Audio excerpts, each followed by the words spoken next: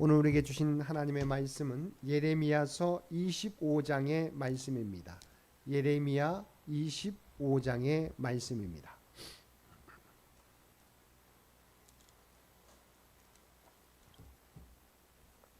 예레미야 25장 1절에서 38절까지 말씀입니다. 예레미야 25장 1절에서 38절까지 우리 주신 말씀 한 절씩 교독합니다. 유다의 왕 요시아의 아들 요야김 넷째 해 곧 바벨론의 왕 느부갓네살 원년에 유다의 모든 백성에 관한 말씀이 예레미야에게 임하니라.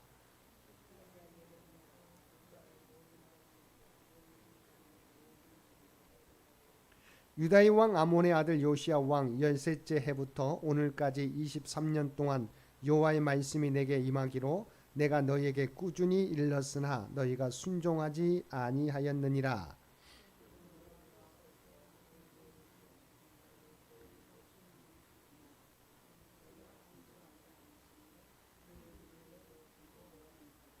그가 이르시기를 너희는 각자의 악한 길과 악행을 버리고 돌아오라. 그리하면 나 여호와가 너희와 너희 조상들에게 영원부터 영원까지 준 그 땅에 살리라.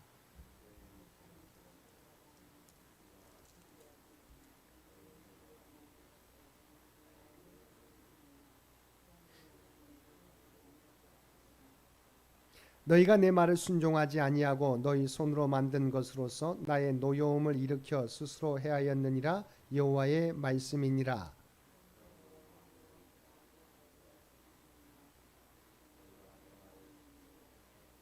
보라, 내가 북쪽 모든 종족과 내 종 바벨론의 왕 느부갓네살을 불러다가 이 땅과 그 주민과 사방 모든 나라를 쳐서 진멸하여 그들을 놀램과 비웃음거리가 되게 하며 땅으로 영원한 폐허가 되게 할 것이라. 여호와의 말씀이니라.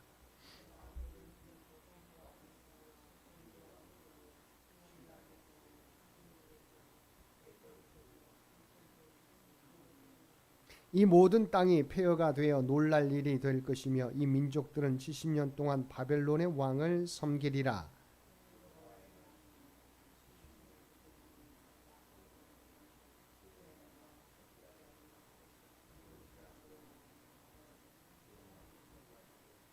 내가 그 땅을 향하여 선언한 바 곧 예레미야가 모든 민족을 향하여 예언하고 이 책에 기록한 나의 모든 말을 그 땅에 임하게 하리라.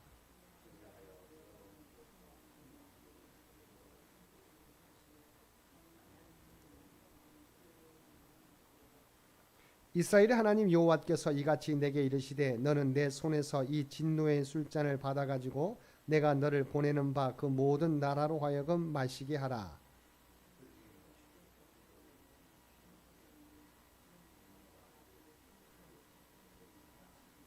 내가 여호와의 손에서 그 잔을 받아서 여호와께서 나를 보내신 바 그 모든 나라로 마시게 하되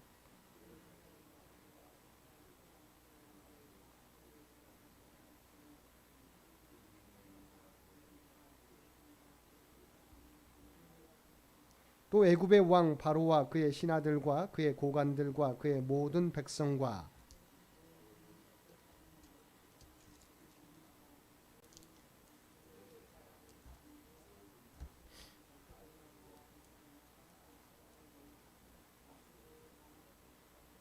에돔과 모압과 암몬 자손과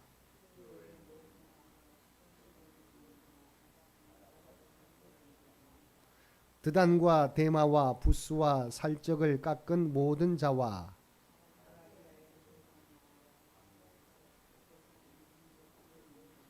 시므리의 모든 왕과 엘람의 모든 왕과 메대의 모든 왕과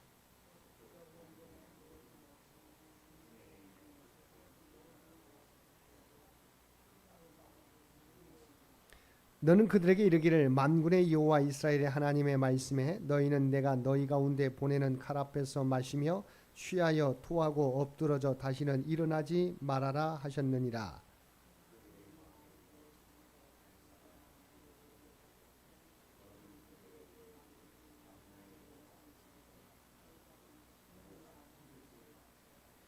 보라, 내가 내 이름으로 일컬음을 받는 성에서부터 재앙 내리기를 시작하였은즉 너희가 어찌 능히 형벌을 면할 수 있느냐? 면하지 못하리니 이는 내가 칼을 불러 세상의 모든 주민을 칠 것이라 하셨다 하라. 만군의 여호와의 말씀이니라.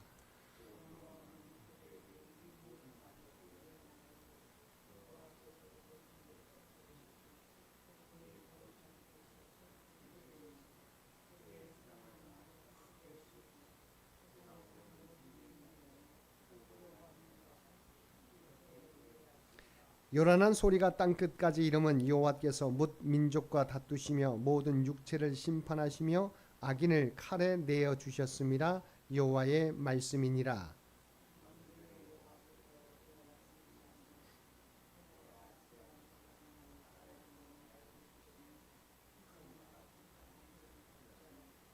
그날에 여호와에게 죽임을 당한 자가 땅 이 끝에서 땅 저 끝에 미칠 것이나 그들을 위하여 애곡하는 자도 없고 시신을 거두어 주는 자도 없고 매장하여 주는 자도 없으리니 그들은 지면에서 분토가 되리로다.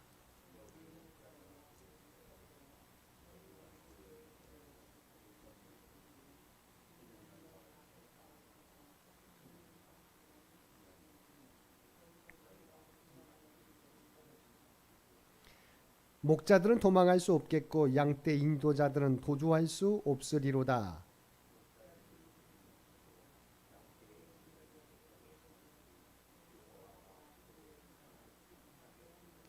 평화로운 목장들이 여호와의 진노하시는 열기 앞에서 적막하게 되리라.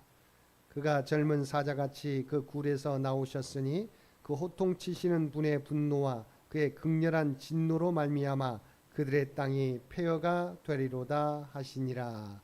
아멘.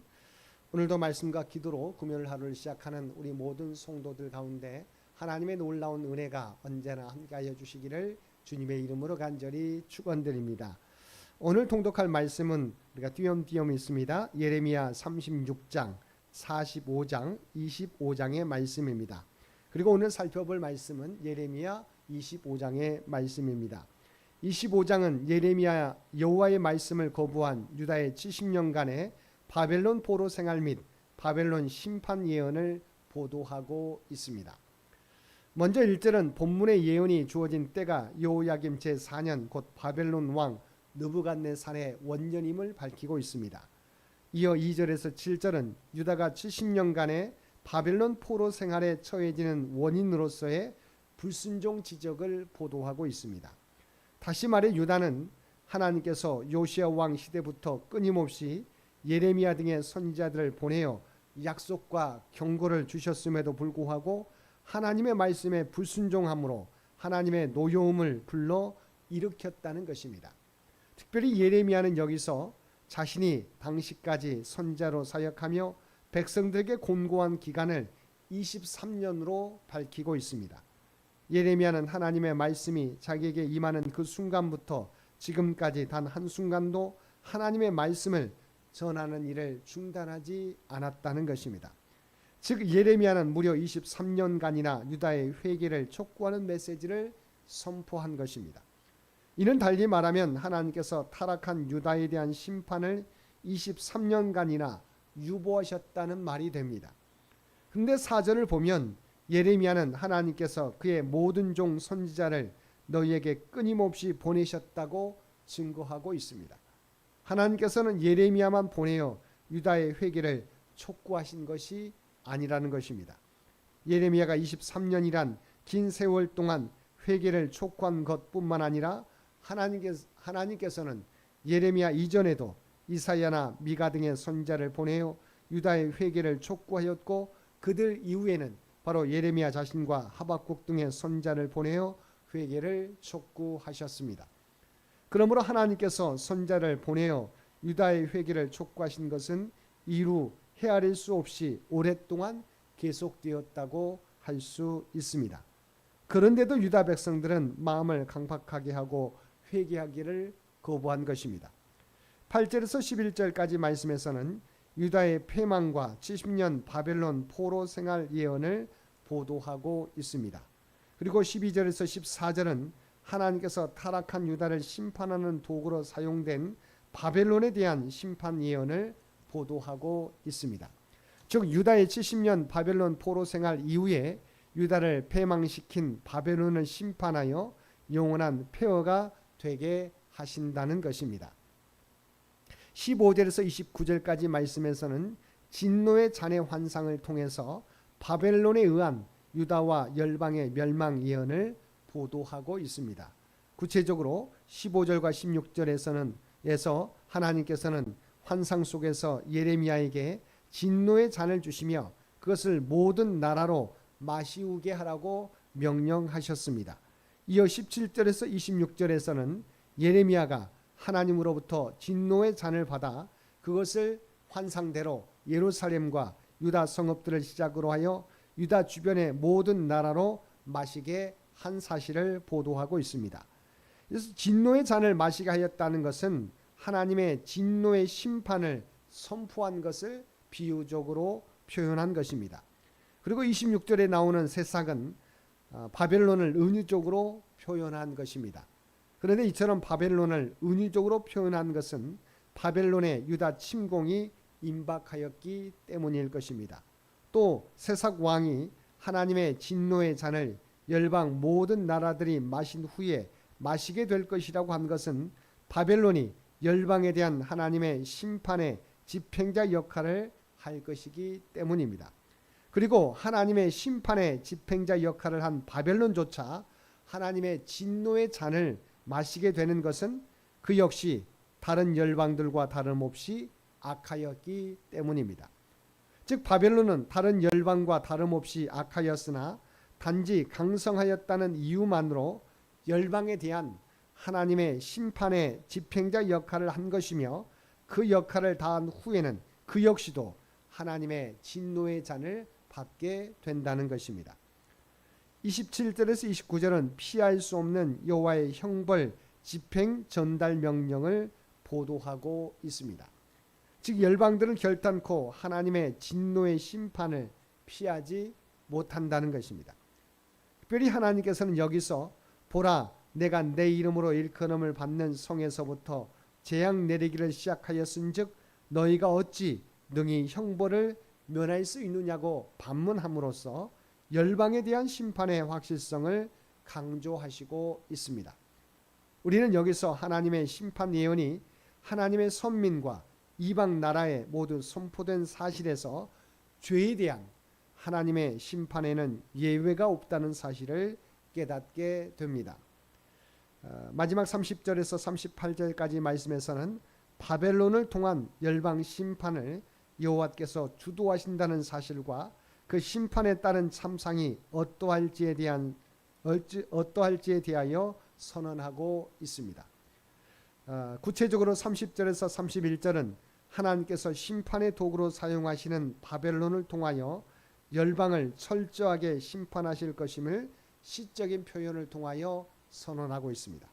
이어서 32절에서 35절까지 말씀에서는 여호와께서 행하실 대심판으로 인한 참상에 대하여 보도하고 있습니다. 즉 가공할 만한 위력을 지닌 하나님의 심판의 도구 바벨론 군대가 휩쓸고 지나간 뒤에 열방 나라들의 참상을 선언적으로 예언하고 있습니다. 그래서 특별히 죽은 자들을 위하여 애곡하거나 시신을 거두어 매장하는 자가 없을 것이라는 사실은 전쟁의 참상이 얼마나 참혹할 것인지를 잘 대변해 주고 있습니다. 끝으로 36절에서 38절은 앞서 언급한 열방에 대한 대심판이 여호와의 주도로 이루어질 것임을 선언하고 있습니다. 즉 열방 나라들이 황폐하게 될 것인데 그것은 그들에 대한 하나님의 진노로 말미암은 것임을 말씀해 주는 것입니다. 우리는 이러한 심판에 대하여 세속 역사의 관점에서 신흥 강국 바벨론의 제국주의적 야욕으로 말미암은 것으로만 보게 됩니다. 그러나 이 역사적 진행 과정의 이면에는 하나님의 선민들을 징계하시고 정화시키고자 하시는 하나님의 섭리가 있다는 것입니다. 따라서 우리는 역사를 대할 때 이를 단순한 인간의 역사로 볼 것이 아니라 드러난 역사로만 볼 것이 아니라 그 이면에 깔려있는 하나님의 섭리를 읽을 수 있어야 하겠습니다.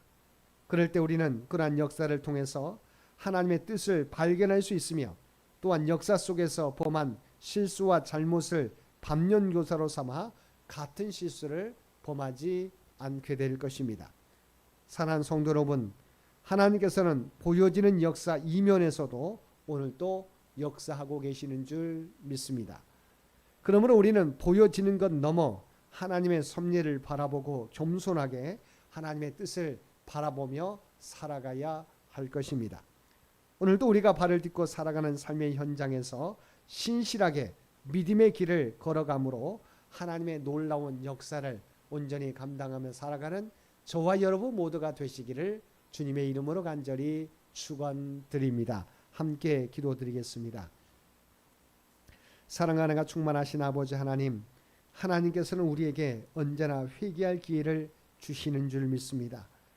우리가 우리에게 주시는 회개의 기회, 구원받을 기회를 놓치지 않는 저희들 되게 하여 주옵소서. 그리고 하나님이 모든 세상과 우주의 주관자이심을 믿습니다. 그러므로 세상을 의지하지 않고 오직 주님만 바라보며 나아가는 우리 모두가 되게 하여 주옵소서. 오늘도 이 나라와 이 민족과 함께하여 주시기를 원합니다. 오직 하나님의 뜻 가운데 통치하시고 인도하여 주시기를 원합니다.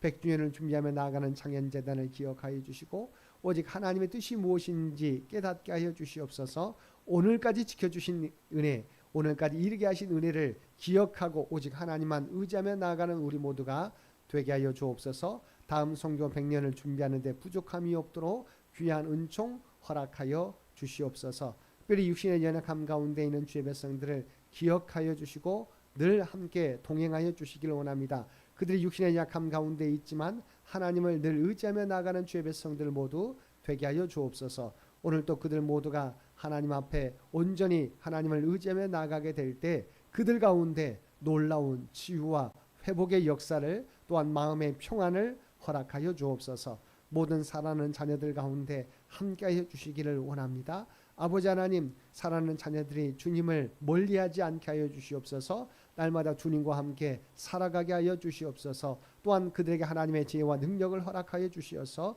하나님의 주신 꿈과 비전을 온전히 준비해 가는데 부족함이 없게 하여 주옵소서.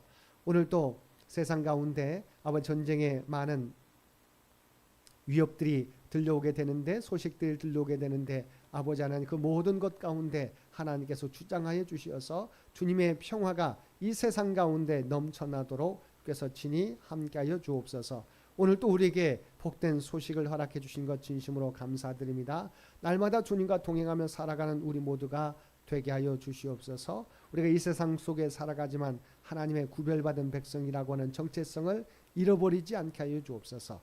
오늘 또 우리가 발을 딛고 살아가는 삶의 현장 가운데 그리스도의 아름다운 향기와 선한 영향력을 나타내며 살아가는 우리 모두가 되게 하여 주옵소서. 이 모든 간구 우리를 구원하여 주신 예수님의 이름으로 간절히 기도드리옵나이다. 아멘.